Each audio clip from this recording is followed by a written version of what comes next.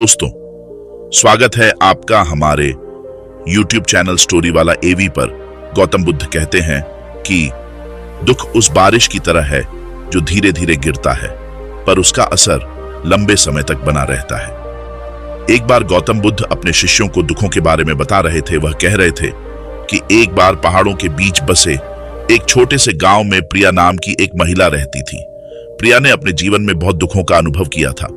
उसने कम उम्र में अपने माता पिता को खो दिया था और एक ऐसे व्यक्ति से शादी कर ली थी जो उससे प्यार नहीं करता था। प्रिया का पति शराबी था और अक्सर उसे शारीरिक और भावनात्मक रूप से प्रताड़ित करता था। प्रिया ने कई वर्षों तक इस दर्द को सहा था।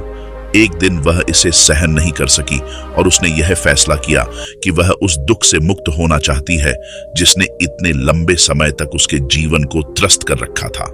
वह जानती थी कि अगर वह एक सुखी जीवन जीना चाहती है या स्वतंत्रता का अनुभव करना चाहती है तो उसे अपना घर छोड़ना होगा। इसीलिए एक रात उसने अपना एक छोटा सा बैग पैक किया और घर से निकल गई। प्रिया ने अपने गहने भी रख लिए थे जिन्हें बेचकर वह अपने सफर में आगे बढ़ सकती थी। जब वह सुनसान सड़क पर चल रही थी तो उसे राहत का एहसास हुआ। लंबे समय में पहली बार उसे लगा कि उसका अपने जीवन पर नियंत्रण है।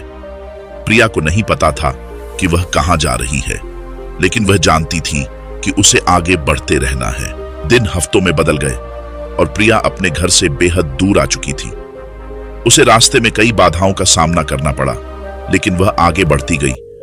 उसने उस जीवन को पीछे छोड़ दिया था जिसने उसे इतना दर्द दिया था, और उसने कभी पीछे मुड़कर नहीं देखने का निश्चय किया था।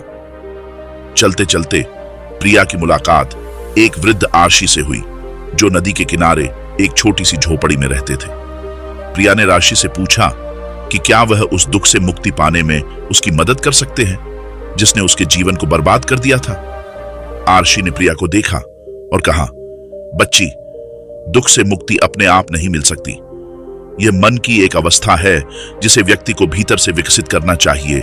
आपको अतीत को छोड़ना और वर्तमान क्षण में जीना सीखना चाहिए, तभी आप सच्ची स्वतंत्रता का अनुभव कर पाओगे। प्रिया ने आरशी की बातों को ध्यान से सुना और उसने महसूस किया कि वह बहुत लंबे समय से अपने अतीत को पकड़े हुए थी, इसीलिए उसको दर्द कम नहीं हो पा रहा था। उसने आरशी को धन्यवाद दिया और अपनी यात्रा जारी रखी।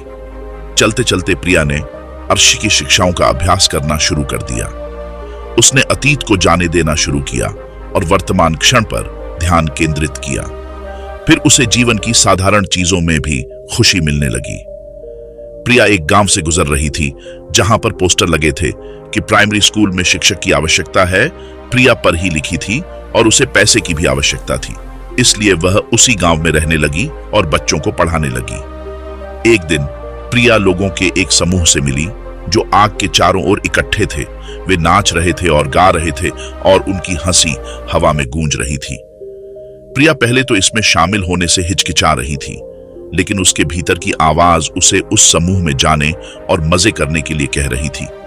प्रिया ने समूह के साथ नृत्य किया और खूब हंसी। लंबे समय में पहली बार वह वास्तव में खुश महसूस कर रही थी।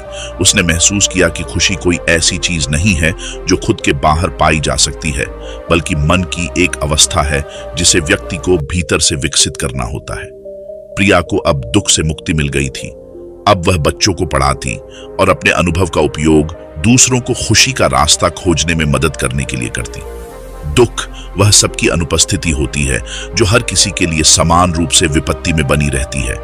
दुख के समय में हम अपनी शक्ति को सबसे ज्यादा पहचानते हैं। दुख ही हमें अधिकतम शिक्षा देता है, क्योंकि वह हमें उन चीजों के बारे में सिखाता है जो सुख हमें नहीं सिखा सकता।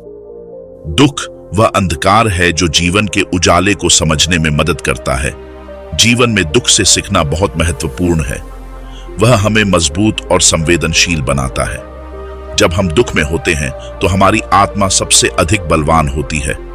दुख हमें उस गहराई तक पहुंचाता है जो हम सुख में नहीं पहुंच सकते। दुख के दौरान हमें हमारी सारी सामर्थ्य का अनुभव होता है।